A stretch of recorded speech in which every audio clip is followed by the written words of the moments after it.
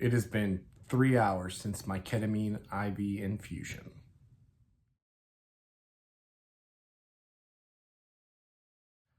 What's up, everybody? So I have posted about this before, and I've answered a lot of questions, but I've never discussed this openly, really, and in long form. So let's talk about it. My ketamine treatment.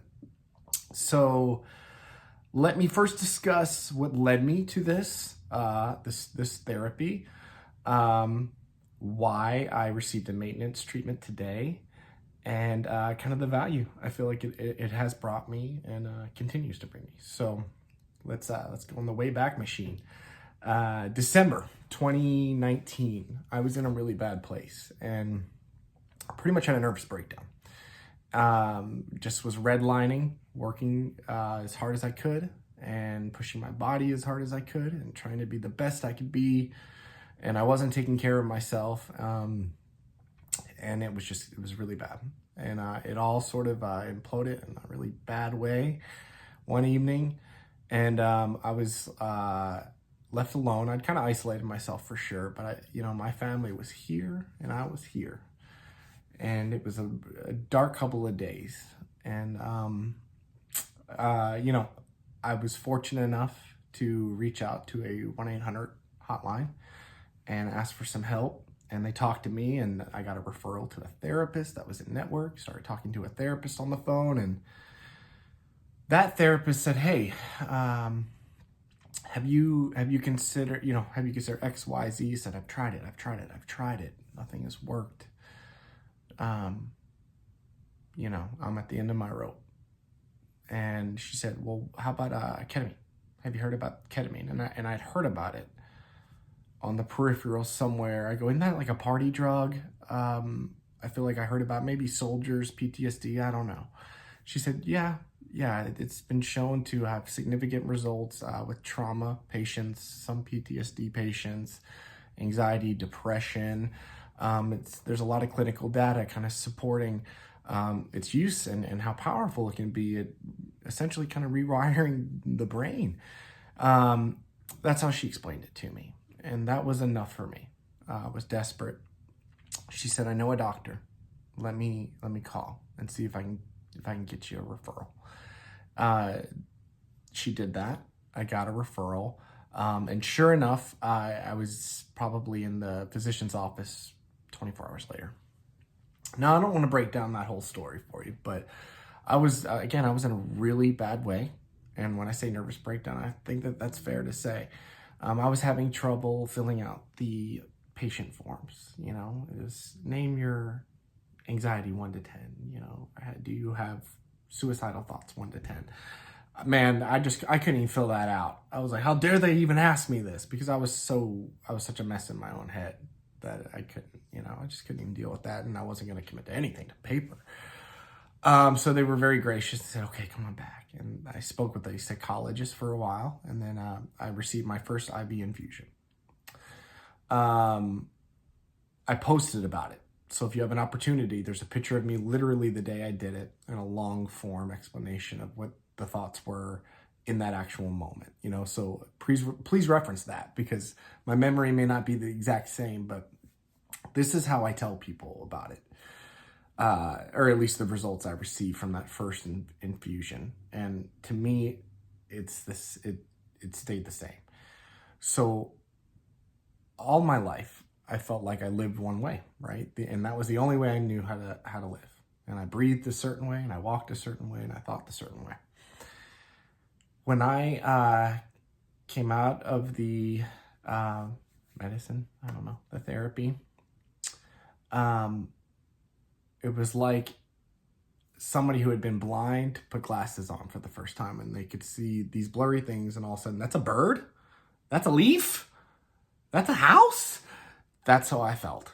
And the way I described it at the time was that I'd always felt like I was breathing through a straw, just struggling for every breath. I felt like the weight of the world was on my chest. And I didn't even know that. That was just how I lived. And then when I came out of the treatment, I went, And I bawled and I cried and I cried and I cried, and it was overwhelming. It was overwhelming to feel so free of that anxiety. It was overwhelming to feel so free of the fear. It was overwhelming to feel like the newness of it. I kept asking my wife, do I look different? Like, and she would say, no, of course not. And I'd say, I just feel so different. I feel so different. I feel different. I feel so different. And to this day, I can still breathe that way. So that never changed. And that was one treatment. Is it a cure-all for everyone? No, of course not. Will that happen in the same way for everybody? I hope so. I really hope so. But I don't know. I know that I was desperate, and the treatment gave me that kind of relief. And if you were as desperate as I am, I can't imagine it wouldn't do the same for you. But, you know, we're all different. You know, life is a spectrum. So, you know, who knows? It's hard to measure these things. So that's the why, and that's the relief, right? What the significance of what I feel like the value I've captured from it. Let me discuss the maintenance portion of it, okay? So I took a very aggressive treatment. I did what the team of doctors suggested at that time, and I did a series of infusions over 2 weeks. I think it was 6 infusions over 2 weeks. It was every like 3 or 4 days or something.